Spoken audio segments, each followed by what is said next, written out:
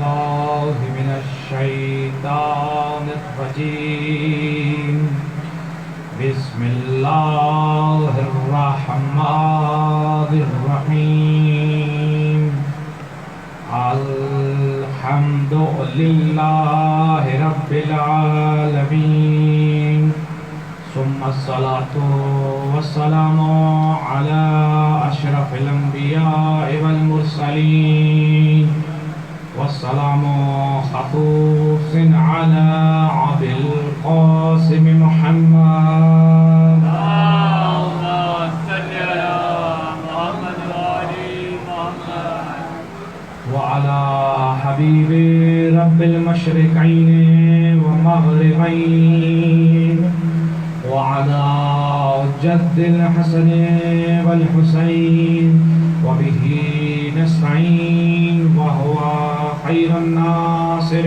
ومعين بسم الله الرحمن الرحيم اللهم كن لوليك الحجة ابن الحسن صلواتك عليه وعلى آبائه في هذه الساعة وفي كل ساعة وليا وحافظا وقائدا وناصرا ودليلا عينا حتى تسكنه أرضك طوعا وتمتعه فيها طويلا برحمتك يا أرحم الراحمين.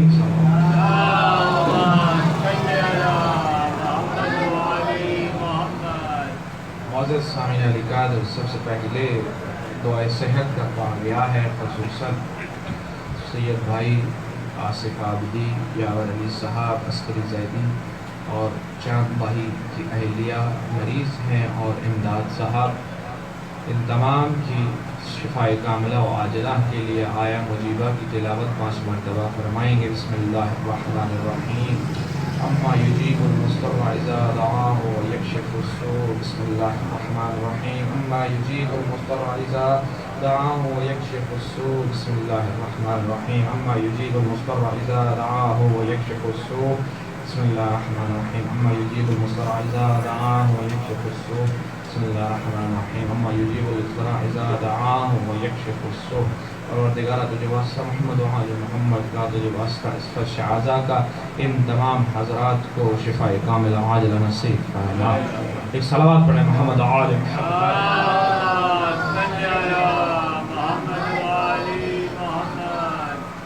معزز سامعین علی قادر، عزاداران فرزون کربلا، جیسے کہ پہلے ہی وقت کافی گزر گیا ہے، لیکن چاہتا ہوں کہ اس محدود وقت میں، چونکہ اب ہم اپنی نشست ہائی علمی کے اختتامی مراحل میں داخل ہو چکے ہیں، چاہتا ہوں کہ اس محدود زمان میں جو چند مطالب مہم رہ گئے ہیں وہ آپ کے اذہان عالیہ کی نظر کر دوں. عزیزان گرامی، جیسا کہ کل ہم یہ بات کر رہے تھے کہ جو نمائندہ الہی ہے، جو خدا کا بنایا ہوا نمائندہ ہے اور جو خدا کی طرف سے بنایا ہوا امام ہے، وہ امام زندگی کے ہر شعبے میں اوج کمال پر ہے. کیوں؟ کیونکہ وہ امام ہے، وہ خدا کی طرف سے بنایا ہوا ہے.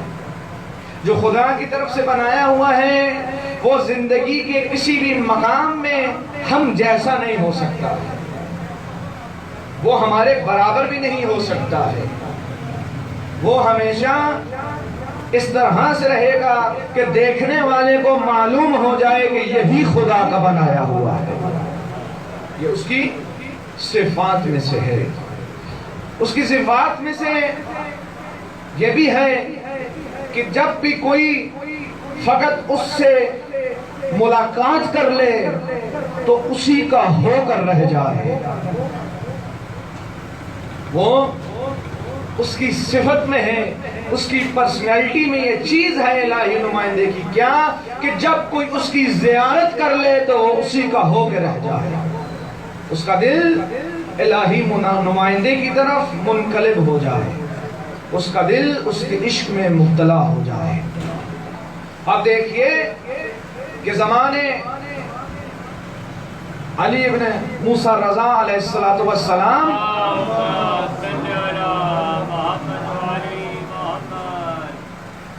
کہ مولا امام رضا علیہ السلام کا زمانہ ہے، اور حاکم وقت، دشمن وقت کہ جب اپنے اقتدار کو سنبھالتا ہے اور اس کا وزیر اس کو کہتا ہے کہ دیکھو تمہارے دشمن ویسے تو بہت ہیں، لیکن جو سب سے بڑا تمہارا دشمن ہے جس سے تم کو خطرہ ہونا چاہیے ہے، وہ علی ابن موسیٰ رضا ہے۔ کہا یہ علی ابن موسیٰ رضا کون ہے؟ کہا فرزند خدا ہیں، فرزند مصطفیٰ ہیں، نبی خدا ہیں۔ کہا کہاں رہتے ہیں؟ کہا مکہ میں رہتے ہیں۔ کہا اچھا کیا کرنا چاہیے؟ کہا دیکھو ان کو اپنے پاس بلا لو۔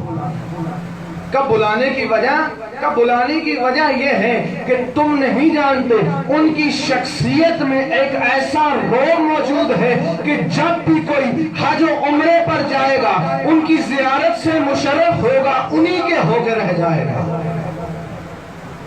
یعنی الہی نمائندہ کون؟ کہ دشمن بھی جس کی تعریف کرتا ہوا نظر آئے، کہ دشمن کی زبان پر بھی تعریف کے الفاظ جاری ہوں اور اس کی شخصیت کا قائل ہو جائے، وہ الہی نمائندہ ہوتا ہے۔ اب دیکھیے کہ جب یہ پلان بنا، یہ اسٹریٹجی تشکیل دی گئی، تو حاکم وقت نے کہا کہ اچھا ٹھیک ہے، اب ایسا کرو کہ جب تم امام کو علی ابن موسیٰ رضا کو خراسان لانے لگو تو ایسے راستوں کا انتخاب کرنا کہ جہاں پہ کوئی ان کا چاہنے والا نہ ہو۔ کہا کیوں ایسا کیوں ہے؟ کہا تم نے ہی تو کہا تھا کہ جب کوئی ان کو دیکھتا ہے انہی کا ہو کے رہ جاتا ہے۔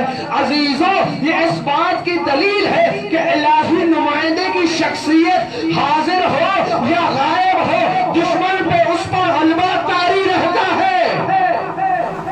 زمانہ کوئی بھی ہو، دشمن اس کی شخصیت سے گھبراتا ہے۔ یہ آج کا معاملہ نہیں ہے کہ دشمن عاشور اور اربعین کے جلوسوں سے ڈر رہا ہے، یہ زمانہ قدیم سے چلا آ رہا ہے کہ دشمن پہ الہی نمائندے کا خوف طاری ہے۔ اب راستہ منتخب کیا گیا، امام کو لایا جا رہا ہے۔ جب امام کو لایا جا رہا ہے، راویان کہتے ہیں کہ امام کو لانے والے دشمن، امام کو لانے والے سپاہی دشمن کے، امام کو لانے والے سپہ سالار دشمن کے، ہر ایک موومنٹ پہ امام کی نظر رکھے ہوئے ہیں، لیکن امام کی اپنی منزل تک پہنچنے سے پہلے راویان کہتے ہیں کہ وہ جو دشمن بن کر آئے تھے ان کے دل علی ابن موسیٰ رضا سے چسپیدہ ہو چکے ہیں۔ کیوں؟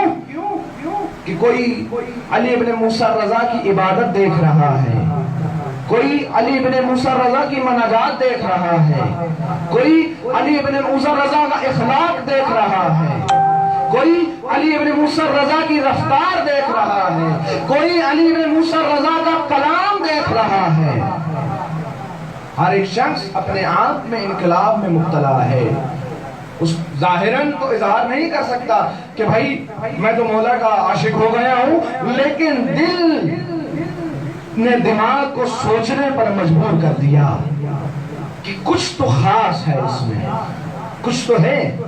ہم جن کے ہاں ڈیوٹیاں کر رہے ہیں، نوکریاں کر رہے ہیں، وہ اور ہیں، یہ اور ہیں، فرق ہے۔ کہا جب مولا آئے، دیکھیے الہی نمائندہ کہ اس کا وجود کتنا بابرکت ہے اور فیض بخشنے والا ہے، کہ جب مولا نشاپور کے مقام پر پہنچتے ہیں، آج کے دور مشہد سے تھوڑا دور ایک مقام شہر ہے نشاپور، کہ جب مولا اس مقام پر پہنچتے ہیں اور تاریخ نے لکھا کہ 40,000 محدثین و محققین امام کے استقبال کے لیے آئے ہوئے ہیں. بعض اس لیے آئے ہیں کہ ان کا مولا واقع آ رہا ہے، بعض اس لیے آئے ہیں کہ ہم دیکھیں تو صحیح مولا ہے کون، بعض تعصب میں آئے ہیں، بعض تماشائی بن کر آئے ہیں، بعض رعب و دبدبہ دیکھنے آئے ہیں. 40,000 کے قریب لوگ قلم لیے کھڑے ہیں. کیوں؟ کہ ہم مولا کا کلام لکھ سکیں. عزیزوں، الہی نمائندے کا کلام کتنا فصیح ہے کہ 40,000 محققین و محدثین موجود ہیں. جب مولا پوچھتے ہیں تو مولا کو کہا، مولا ہماری آپ سے درخواست ہے کہ ایک حدیث ارشاد فرمائیے جس کی طرف توجہ دلانا چاہتا ہوں. مولا نے کہا اچھا. اب مولا کون سی حدیث ارشاد فرما رہے ہیں؟ مولا نے حدیث ضعف کا انتخاب کیا. یہ کون سی حدیث ہے؟ اس سلسلہ حدیث کو اس لیے ضعف کہا جاتا ہے کیونکہ اس میں غیر معصوم کا تصور ہی نہیں ملتا. یعنی کیا؟ علی ابن موسیٰ رضا فرماتے ہوئے نظر آتے ہیں کہ میں جو اب کلام تم تک پہنچا رہا ہوں یہ میں نے سنا ہے اپنے بابا موسیٰ کاظم سے، انہوں نے سنا اپنے بابا جعفر صادق سے، انہوں نے سنا اپنے بابا محمد باقر سے، انہوں نے سنا اپنے بابا زین العابدین سے، انہوں نے سنا اپنے بابا حسین ابن علی سے، انہوں نے علی مرتضیٰ سے، انہوں نے رسول خدا سے، اور رسول خدا تک پہنچایا جبرائیل نے. یہ کلام جو میں پہنچا رہا ہوں یہ کوئی عام کلام نہیں ہے، یہ خدا کا کلام ہے. کہا کیا کلام؟ معصوم فرما رہے ہیں کہ کلام خدا یہ ہے کہ لا الہ میرا قلعہ ہے، لا الہ میرا قلعہ ہے، جو اس میں داخل ہو جائے گا وہ فلاح پا جائے گا. عزیزوں، اب دیکھیں الہی نمائندے کی شخصیت کے جیسے عرض کر چکا، یہاں دور کا مصداق ہے، ہدایت کرنے والا ہے، زندگی کے ہر شعبے میں آج کمال پر ہے. امام کیا کہہ رہے ہیں کہ لا الہ میرا قلعہ ہے، جو اس میں داخل ہو گیا ہدایت پا گیا، فلاح پا گیا. اب تاریخ نے لکھا کہ اماری کا پردہ گلا، سواری آگے چلی. مولا یہاں پہ کہنا کیا چاہتے ہیں؟ کلام معصوم دیکھیے، رویہ معصوم دیکھیے کہ ذہنوں میں سوال مبتلا کر دیا. ایک سوال لے آئے. کیا سوال؟ کہ کیا لا الہ پڑھ لینا کافی ہے؟ یعنی معصوم جو کہہ رہے ہیں کہ لا الہ میرا قلعہ ہے، جو اس میں داخل ہو گیا فلاح پا گیا. سب لکھتے لکھتے قلم رکے، سوچنے پر مجبور کر دیا کیا لا الہ کافی ہے؟ اب جب یہ سوال ذہنوں میں بنپا جنم لیا تو دوبارہ ہماری کا پردہ اٹھا اور موبائل نکال کے معصوم نے یہ خطاب کیا کہ نہیں نہیں رکو، من شروطہا و شرطہا. کہا شروط اور شرائط کے ساتھ جو لا الہ میں وارد ہو جائے وہ فلاح پا جائے گا. کہا مولا شرائط کون سی ہے؟ کہا ان شرائط میں سے ایک شرط میں حجت خدا ہوں. ایک صلوات پڑھیں محمد.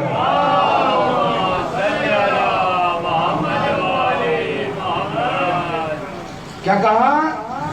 کہ ان شرائط میں سے ایک شرط میں حجت خدا ہوں.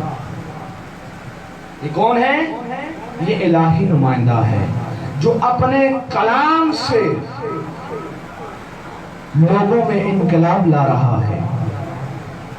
آپ دیکھیے کہ جیسا کہ عرض کر چکا، بارہا کہہ چکا کہ آؤ جے کمال پر ہے. اور الہی نمائندہ جب پہنچے نشاپور قیام کیا تو لوگ مولا کی خدمت میں آئے. کہا مولا ہم بڑے تنگست ہیں، بڑے فقیر ہیں، ہمارے پاس ذریعہ معاش نہیں ہے، ہم کیا کریں؟ تو مولا رضا کہ جو کریم ابن کریم ہے واقعاً مولا نے ان کو کہا کہ دیکھو یہ جو تمہارے ہاں یہ کوہ موجود ہیں، یہ پہاڑ موجود ہیں، ان کو کاٹو اور بیچنا شروع کرو، خدا تمہارے رزق میں وسعت عطا کرے گا۔ آج زمانے نے دیکھا کہ کتنے 100 سال گزر گئے لیکن نشا پور کا فیروزہ آج بھی بک رہا ہے۔ یہ فیض الہی نمائندہ ہے۔ کہا مولا ہمارے پاس پینے کو پانی نہیں ہے اس سرزمین میں، ہمارے لیے پانی کی بہت تنگی ہے، دشواری ہے۔ کہا اچھا، کہا مولا ہمارے لیے پانی کا کچھ بندوبست کر دیتے۔ تو جانتے ہیں مولا نے اپنے پاؤں کو زور سے زمین پہ مارا۔ اللہ یہ الہی نمائندے کا عمل کہ جیسے ہی اس معصوم کا پاؤں زمین پر پڑا چشمہ ابل آیا۔ خدا آپ کو اس مقام پر لے جائے اور آپ اس کی زیارت کریں کہ آج بھی وہ چشمہ قدمگاہ مولا رضا کے نام سے معروف ہے، اس سے آج بھی پانی جاری ہے کہ چاہے جتنی بھی سردی پڑ جائے، جتنی بھی برف پڑ جائے، وہ چشمہ منجمد نہیں ہوتا، وہ چشمہ برف نہیں بنتا بلکہ جاری رہتا ہے۔ یہ کون ہے؟ یہ الہی نمائندے کا فیض ہے۔ الہی نمائندہ کہ جس کا کام لوگوں کی ہدایت کرنا ہے۔ پہلے جیسا عرض کر چکا ہے کہ دیکھیے خداوند متعال نے کہا امام پر ہم نے وحی کی، کیوں؟ کہ نماز کو قائم کرے۔ کل میں بیان کر چکا مفصل کہ امام کا کام ہے عبادات کو حفظ کرنا۔ حفظ کیسے کیا امام نے؟ آپ دیکھیے کہ رسول خدا صلی اللہ علیہ وآلہ وسلم ایک صلوات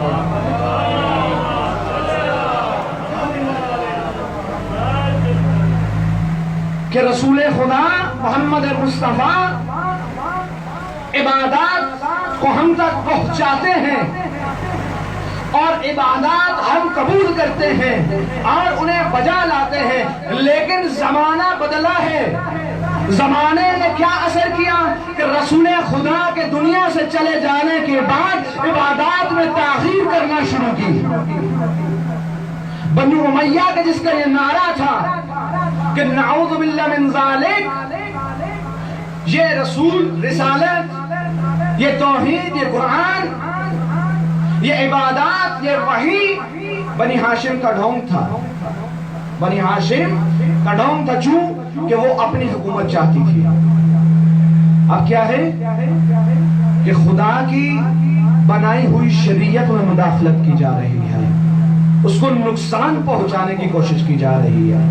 لیکن دیکھیے کہ خدا نے کیسا نظام رکھا ہے، اپنے اسلام کو حفظ کرنے کے لیے الہی نمائندہ مہیا کیا ہے، اور الہی نمائندہ بھی ایسا ہے کہ سر کٹ جائے تو کٹ جائے، اولاد چلی جائے تو چلی جائے، خاندان اسیر ہو جائے تو ہو جائے، لیکن لا الہ پر آنچ نہ دے پائے۔ کون ہے؟ یہ الہی نمائندہ ہے۔ کیا یہ ہم جیسا ہو سکتا ہے؟ سوچنے پر مجبور کر دیتی ہیں یہ باتیں جب انسان اوصاف الہی نمائندے کو دیکھتا ہے۔ کہ آپ دیکھیے خداوند متعال نے عبادات یا دنیا میں کوئی بھی حکم جو ہمیں دیا ہے وہ قطعاً ہماری اوپر کوئی مشکل ڈالنے کے لیے نہیں ہے، بلکہ ہمارے لیے خیر قرار دیا ہے۔ اگر خدا کسی حکم سے روک رہا ہے کہ اس کام کو انجام نہ دو، اس میں ہماری خیر ہے۔ اگر خدا کسی کام سے روک رہا ہے کہ اس کو انجام دو اور بارہا دو، حکم دے رہا ہے، اس میں بھی ہمارے لیے خیر ہے۔ خدا نے الہی نمائندہ بھیجا، کیوں؟ ہمارے لیے خیر قرار دیا اسے۔ عزیزان گرامی، کہ جس اگلی آیت کی طرف بڑھنا چاہتا ہوں کہ آپ دیکھیے بارہا آپ پڑھتے ہیں سورہ الحمد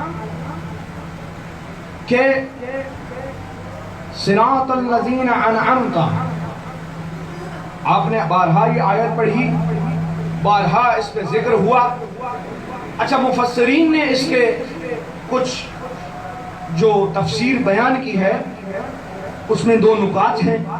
بعض کے نزدیک اس سے مراد یہ ہے کہ خدایا ہمیں سیدھے رستے پر قائم رکھ۔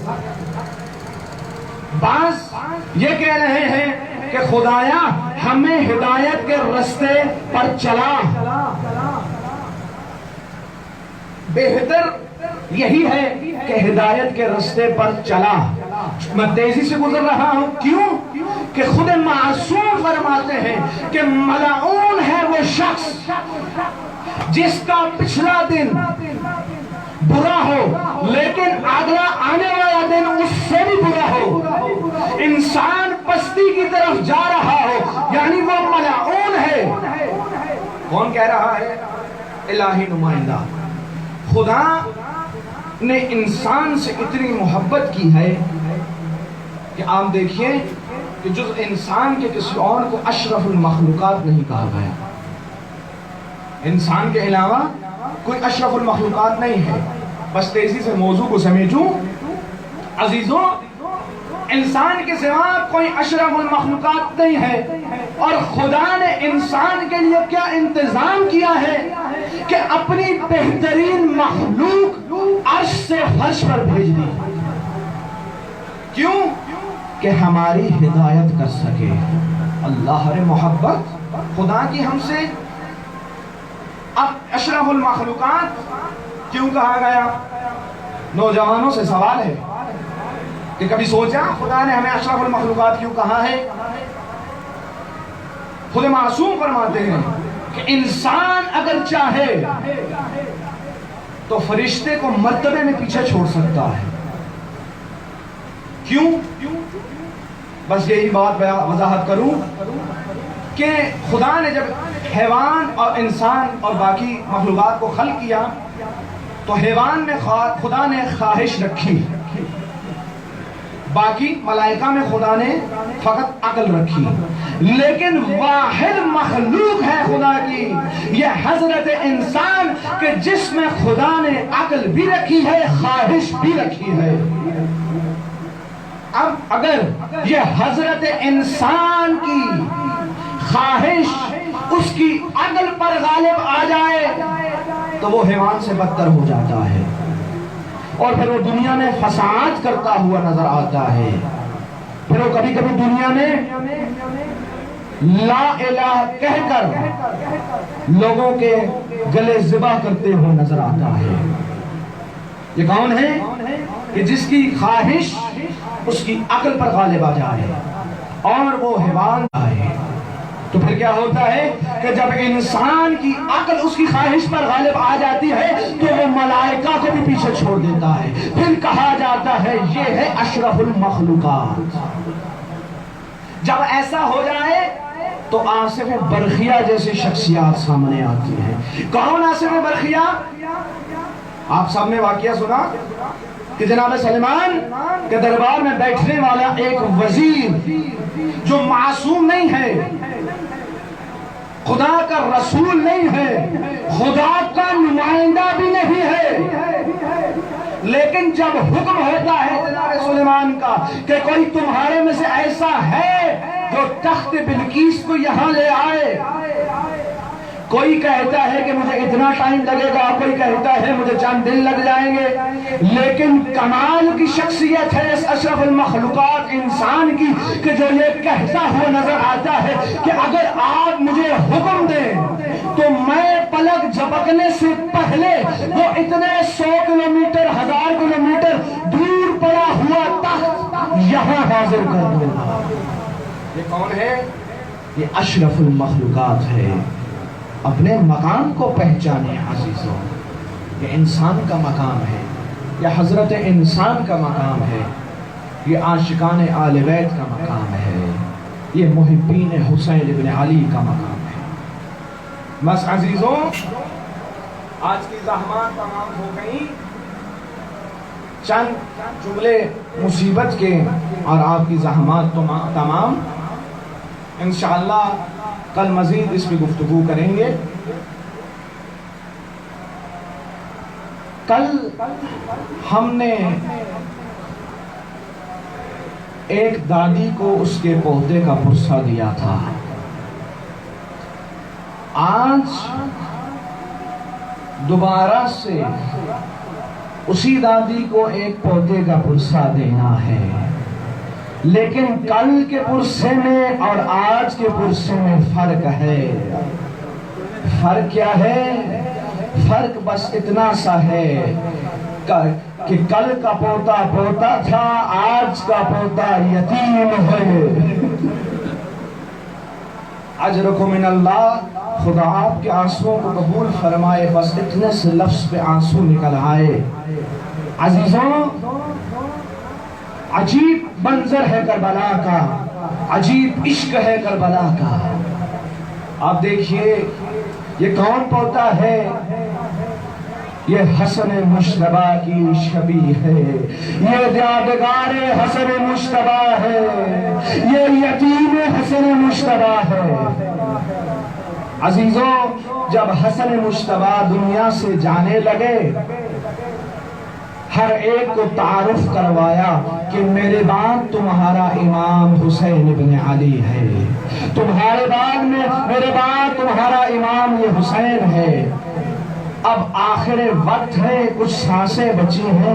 نہ جانے مولا کو کیا سوجی، کہا فروا ذرا میرے لال قاسم کو لے آئیے.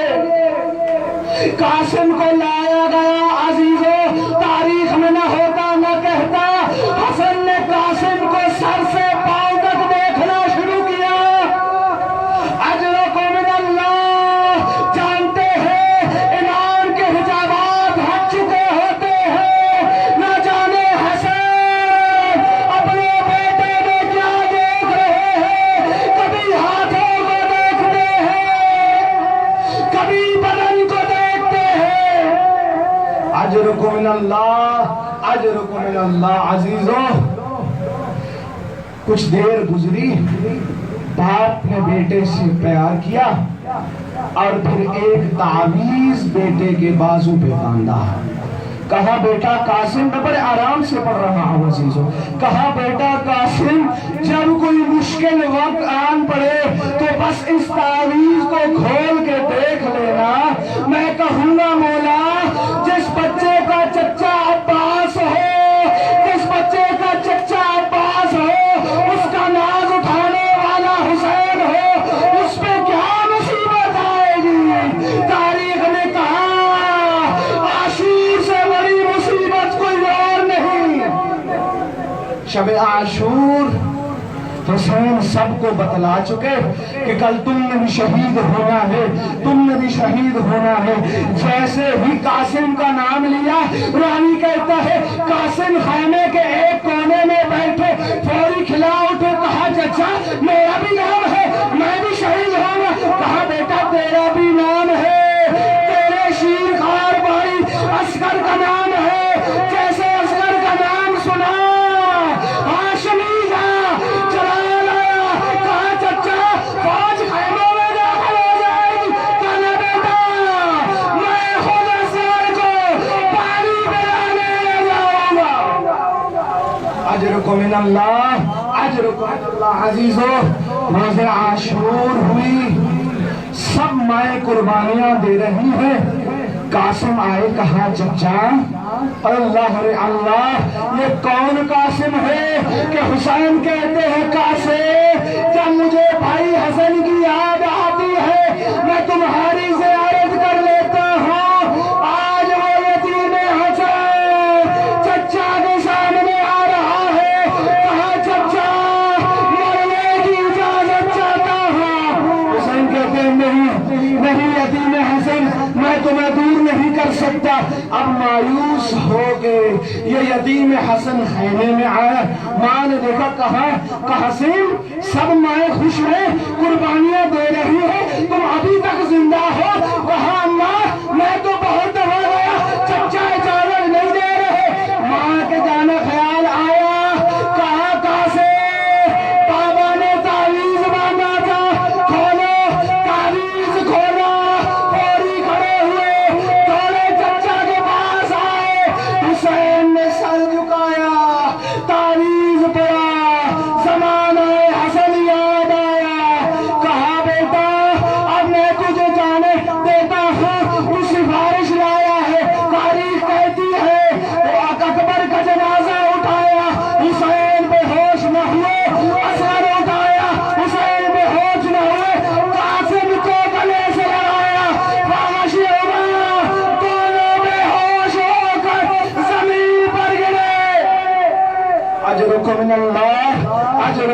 اللہ، آج کی سی رات تھی جب خیام حسینی پر پانی بند ہو چکا، اب خدا نہ کرے کوئی ایسا بے ہوش ہو اس پر ڈالنے کو پانی بھی موجود نہ ہو۔ عزیزوں، قاسم کو سوار کیا، بس بھائی میں پڑھ چکا، قاسم کو سوار کیا، میدان کی جانب روانہ کیا۔ اب حسین دیکھ رہے ہیں میرا نابالغ بھتیجا کیا شجاعانہ لڑ رہا ہے۔ اب ہاشمی تھا، شجاعت سے لڑا، لیکن ایک شدید ملعون آگے بڑھا، اس آپ قاسم کی پشت سے تلوار قاسم کے سر پہ ماری، قاسم زی سے زمین پر آئے۔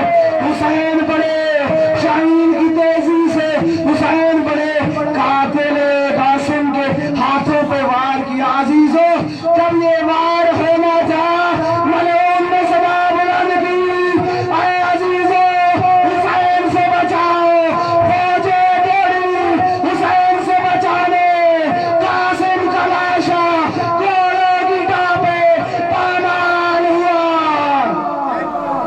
اللہ لعنت اللہ قوم ظالمین، یمن غالبون ماتم حسین۔